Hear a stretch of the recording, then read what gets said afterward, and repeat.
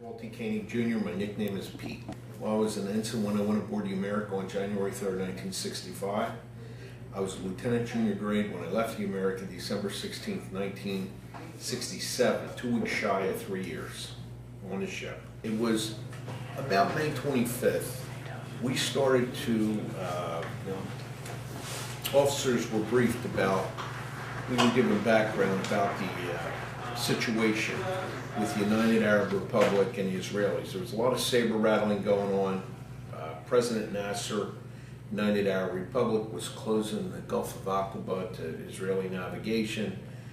There was a lot of threatening going on. If he does this, we're going to do that, and so forth. And we were there. We were the American presence along with the USS Saratoga.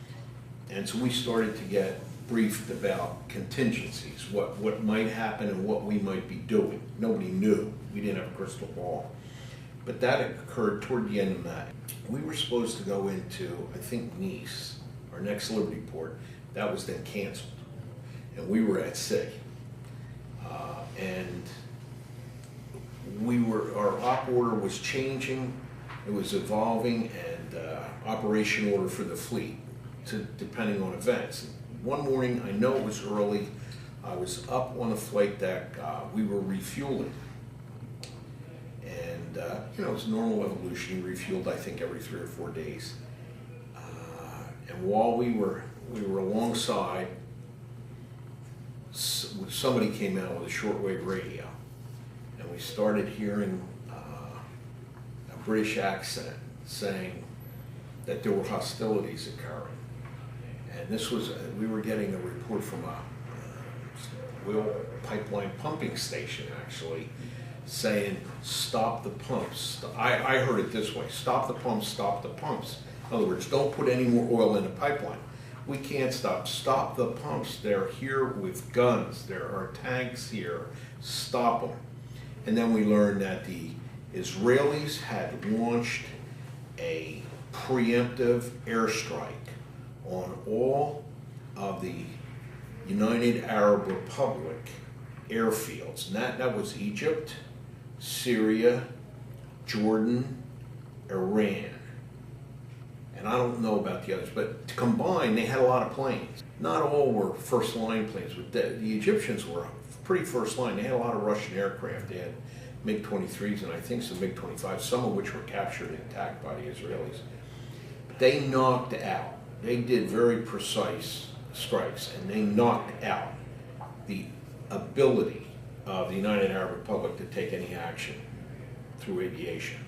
They then launched attacks across the Sinai, and they had some big tank battles over the next couple days as they moved toward the Suez Canal. And there was fighting in other areas, but we were off the Sinai. We were down in that vicinity, and we actually had 48 correspondents right on the America, including Robert Gorowski and Bill Gill, who were the White House correspondents at the time. Gorowski was NBC, Gill was ABC. We had Hugh Moffat from Life magazine, the great Hugh Moffat writer. We had Bill Ray, a great photographer for Life. We had Peter Sturgeon, a videographer. We had the guy who was very famous was Neil Sheehan. He wrote the Pentagon Papers. He was a correspondent for the New York Times, and many others. And they all came, and they were riding the ship. And we were doing nothing. And this was unusual. When we were at sea, we never were at sea and not conducting flight operations. We were not conducting any flight operations during these days, first day, second day, third day of the Arab-Israeli war. We weren't flying surveillance. I think there were U-2s flying around. We didn't have U-2s. But we were not launching any strikes, neither was the Saratoga. And we were accused in the Arab press of supporting the Israelis with strikes from the carriers. Now, I was on a carrier. I knew there was no plane. And there were Russian ships. They came out into the Mediterranean in force. At one time, we had 12 Russian ships visually, including cruisers with surface-to-surface missiles, very active. And we had a couple cruisers ourselves, and guided missiles cruisers.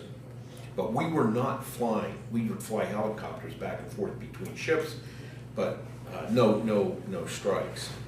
At any rate, the war was going well for the Israelis. We were getting reports that it was going